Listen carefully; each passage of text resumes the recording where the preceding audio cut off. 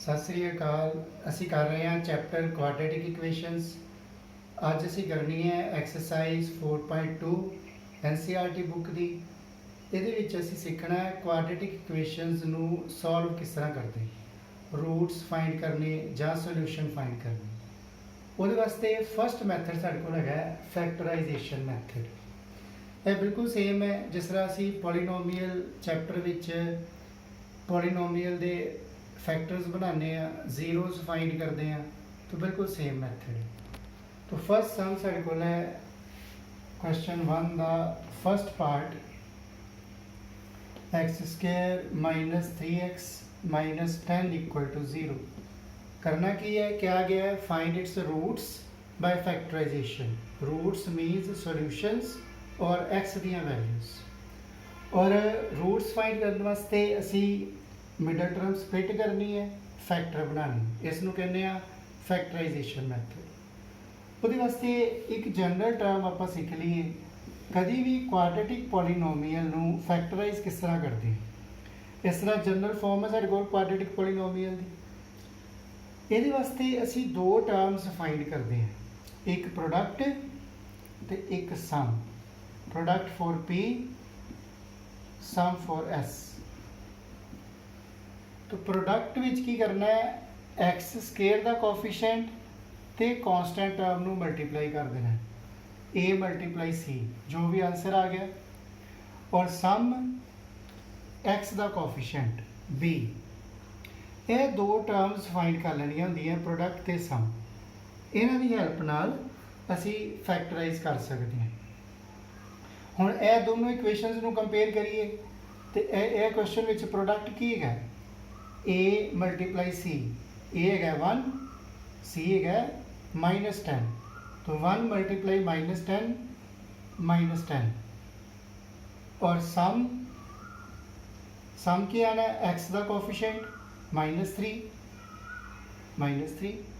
तो इस तरह असी प्रोडक्ट a × c फाइंड कर लिया, सम b फाइंड कर लिया। फर्स्ट थिंग है फैक्टराइजेशन वास्ते, जो साढ़े को प्रोडक्ट और सम आ गया, इन्हों के बेस पे असी 2 नंबरस फाइंड करने हैं जिन्हों का प्रोडक्ट ते सम है। ये यूनीक नंबरस है, यह नहीं कह कि बहुत सारे है असी उन्होंने विचों कुछ फाइंड करने। तो यह फिक्सड है जोड़े नंबर, यह दोनों कंडीशनस नू पूरा करते हैं।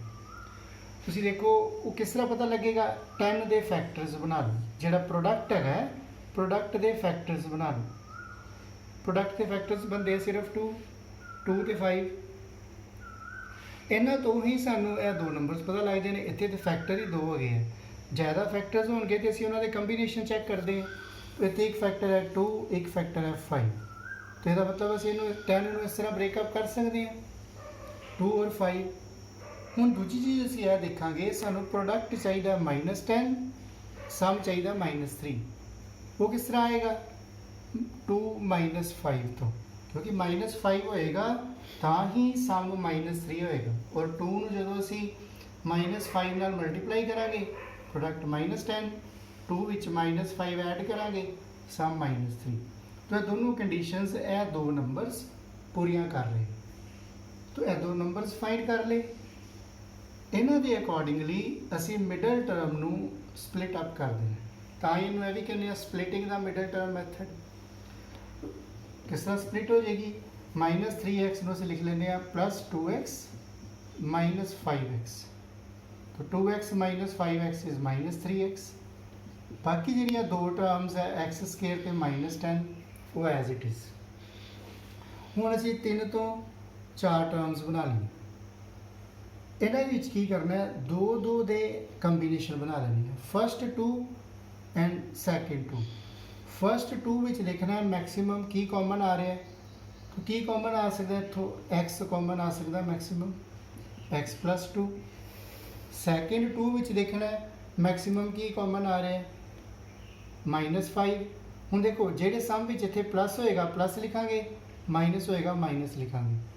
और जो माइनस लिखोगे उस तो बाद असी कॉमन निकालना है, और नैक्सट वाला साइन चेंज हो जाए, क्योंकि माइनस कॉमन निकालांगे तो साइन चेंज हो जाएगा। असी देखते हैं 5 कॉमन आ रहे हैं, इतने x और यह साइन चेंज हो जाना, प्लस हो जाना, माइनस है तो प्लस प्लस है तो माइनस 10 विचों 5 कॉमन 10/5 2 इक्वल टू 0। तो असी सही करांगे इत्थों तक तो यह दोनों ब्रैकेट्स सेम बन जाएंगी। हुण की करते हैं, यह ब्रैकेट कॉमन निकाल लेने हैं, x + 2 common from this term and this term. इत्थे की बच गया x माइनस x + 2 कॉमन चला गया, की बच गया 5 इक्वल टू 0। तो यह फैक्टर बन गए। This is factorisation method. जो फैक्टर बन गए तो इन्होंने दोनों फैक्टर्स का प्रोडक्ट 0 है। इसका मतलब इन्हों विचों एटलीस्ट एक फैक्टर तो जरूर 0 होना चाहिए। इन्हों असी 1/1 0 फिल कर दें तो एक्स दियाँ वैल्यूज़ निकाल लेंगे। यह साढ़े को आंसर बन गया -2 and 5। These are roots of this equation और सॉल्यूशंस ऑफ दिस इक्वेशन। तो यह मैथड है फैक्टराइजेशन मैथड। कुछ पार्ट्स और करके देखते हैं।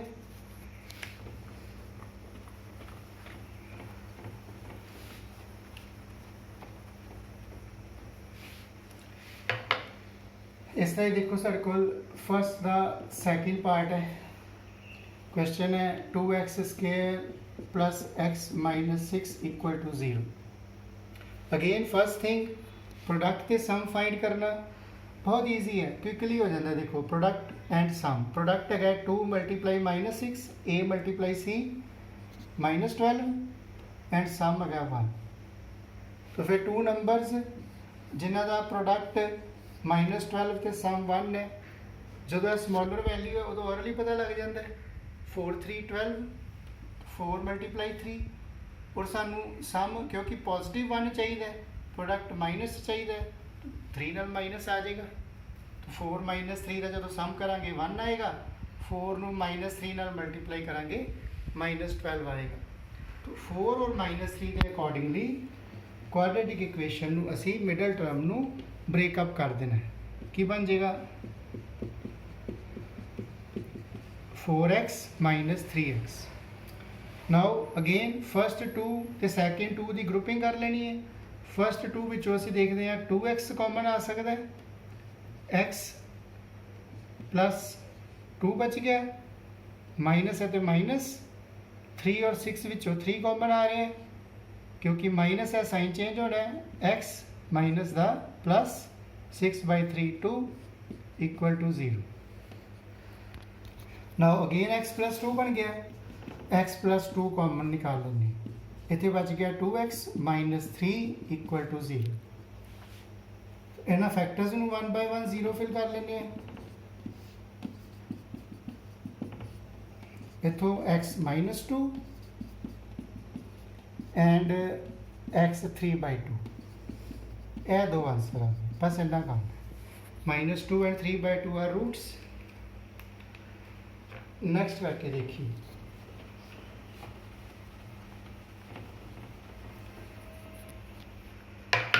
थर्ड पार्ट है √2x² + 7x + 5√2 इक्वल टू 0। यह बड़े ध्यान नाल समझो, स्केयर रूट वाले सम्स। इत्थे भी again first thing product and sum. Product की है √2 × 5√2।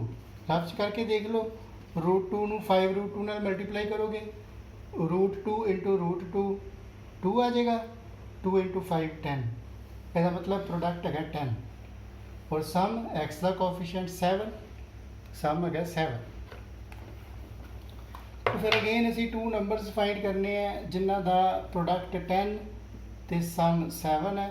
वो आ रहे हैं 5 और 2 5 2 10 एंड 5 + 2 7, इसलिए दोनों प्लस दे। तो ब्रेकअप कर लेने हैं 7 नू एज 5x और 2x। ਹੁਣ देखो इस तो बाद यह वाले सम तुसी रूट वाले सम 2 स्टैप्स विच कर लो, तुहानू पूरी तरह क्लीयर हो जाएगा।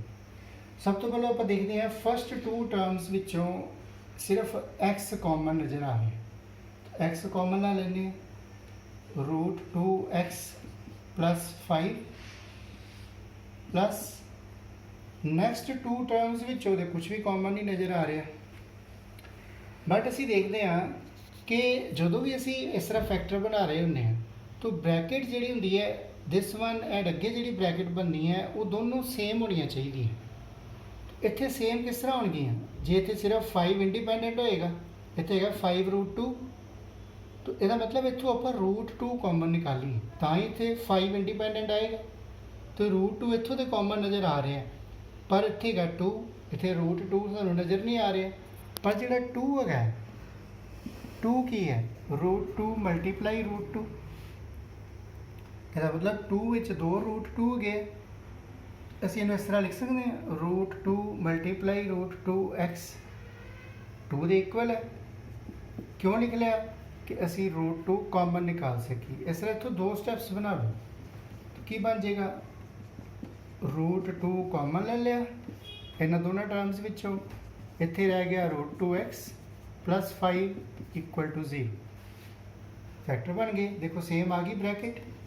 तो √2x + 5 एंड x + √2 = 0।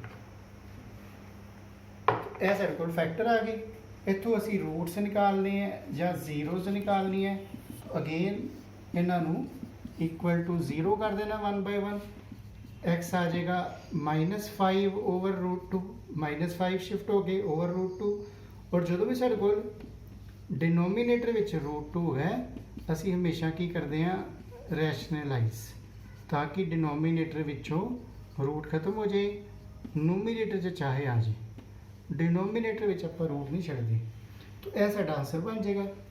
और अदर साइड पे x = -√2 है, नूमीनेटर च है, ओके है। तो यह दो साडे सोल्यूशन आ गए, -5√2/2 एंड -√2। यह solution third part. Then next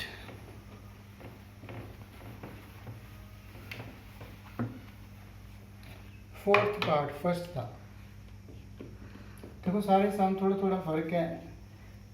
तो 2x² and it is -x + 1/8 = 0। Now हम देखो इतने फ्रैक्शन है 1/8। तो पहला काम की करांगे, यह फ्रैक्शन को खत्म कर लेने।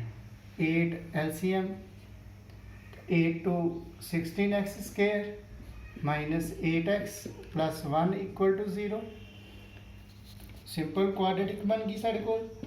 तो जो भी फ्रैक्शन आ जाए किसी भी एक कोफिशिएंट नाल, वो फ्रैक्शन तो असी LCM ले लें। तो 8 × 0 की बन गया -8x + 1, 0 × एनीथिंग 0। हूँ सिंपल फर्स्ट सम की तरह अगेन असी प्रोडक्ट ते सम फाइंड कर सकते हैं। देखो प्रोडक्ट आ जाना 16, सम है -8, तो 2 नंबरस आ जाने हैं -4 -4। तो उस तरह फिर तुम इनू ब्रेकअप करके सॉल्व कर सकते हो। तो similar is last part. First the fifth part, 100x² -20x + 1 = 0। तो अगेन सिंपल इक्वेशन गिवन है, प्रोडक्ट के सम फाइंड कर लिए। प्रोडक्ट है 100 × 1 100, सम है -20, नंबर्स फाइंड करने हैं। तो देखो अगर डायरेक्ट आइडिया नहीं आएगा तो इस तरह फैक्टर्स बना लांगे, प्राइम फैक्टराइजेशन कर लेंगे। तो 2 2 5 5 प्राइम फैक्टर्स बन गए। ਹੁਣ ਅਸੀਂ ਇਹਨਾਂ ਸਾਰੇ ਫੈਕਟਰਸ ਨੂੰ ਜਦੋਂ ਮਲਟੀਪਲਾਈ ਕਰਾਂਗੇ ਤੇ 100 ਆਏਗਾ। ਪਰ ਅਸੀਂ ਕੀ ਚਾਹੁੰਦੇ ਆ ਕਿ ਕੋਈ ਦੋ ਨੰਬਰਸ ਮਿਲ ਜਾਣ ਜਿਨ੍ਹਾਂ ਨੂੰ ਐਡ ਕਰਕੇ -20 ਆ ਜਾਏ। तो ਇਹਨਾਂ ਦੇ ਕੰਬੀਨੇਸ਼ਨ ਦੇਖ ਲੈਣੀ। ਦੇਖੋ ਜੇ ਦੋ ਪਹਿਲਾਂ ਡਾਇਰੈਕਟਲੀ ਕੰਬਾਈਨ ਕਰਦੇ ਆ, 2 2 4 5 5 25। ਹੁਣ 4 ਤੇ 25 ਤੋਂ 20 ਨਹੀਂ ਆਏਗਾ, ਪਰ ਜੇ ਆਪਾਂ ਇਸ ਤਰ੍ਹਾਂ ਕੰਬਾਈਨ ਕਰ ਲਈਏ 2 5 10 एंड 2 5 10, तो 10 और 10 तो 20 आ जाएगा। 10 + 10 20 और 10 × 10 100। पर सानू इत्थे चाहिए -20, तो फिर की कर सकते हैं, एक नंबर ले लिए -10, दूजा नंबर भी -10। तो इस तरह असीं इहनूं ब्रेकअप कर लेने हैं। -10x + 1 = 0। Again 10x common minus common. ਹੁਣ ਦੇਖੋ ਇੱਥੇ ਹੋਰ ਕੁਝ ਕਾਮਨ ਨਹੀਂ ਆ ਰਿਹਾ, ਜਦੋਂ ਕੁਝ ਕਾਮਨ ਨਹੀਂ ਆ ਰਿਹਾ ਤੇ 1 ਲਿਖ ਲੈਣਾ ਹੈ। तो 1 कॉमन -1 कॉमन एक्स, और क्योंकि माइनस कॉमन लिया है साइन चेंज प्लस का माइनस हो जाना इक्वल टू 0। तो 10x -1 देखो सेम बन गए। ਇਹੋ ਜਿਹੇ ਕੇਸ ਵਿੱਚ ਜਦੋਂ ਸੇਮ ਰੂਟਸ ਬਣ ਜਾਣ ਉਹਨਾਂ ਨੂੰ ਅਸੀਂ ਕਹਿੰਦੇ ਆ ਰਿਪੀਟਿਡ ਰੂਟਸ। ਹੁਣ ਦੋਨੋਂ ਫੈਕਟਰ ਸੇਮ ਹੈਗੇ, ਅਸੀਂ ਇੱਕ ਵਾਰੀ ਸੋਲਵ ਕਰ ਲਿਆ, ਔਰ ਦੂਜਾ ਫੈਕਟਰ ਐਜ਼ ਇਟ ਇਜ਼ ਨਾਲ ਕੌਮਾ ਲਗਾ ਕੇ ਲਿਖਦੇ ਨੇ। आंसर दो ही देने हैं, 1/10 भाव एक को बने हैं, पर असी दो बार लिखना है 1/10 1/10। तो यह साढ़े को रिपीटिड रूट्स आंसर आ गया। चलो यह साढ़ा फर्स्ट क्वेश्चन हो गया 4.2 का। That's all for today, thank you.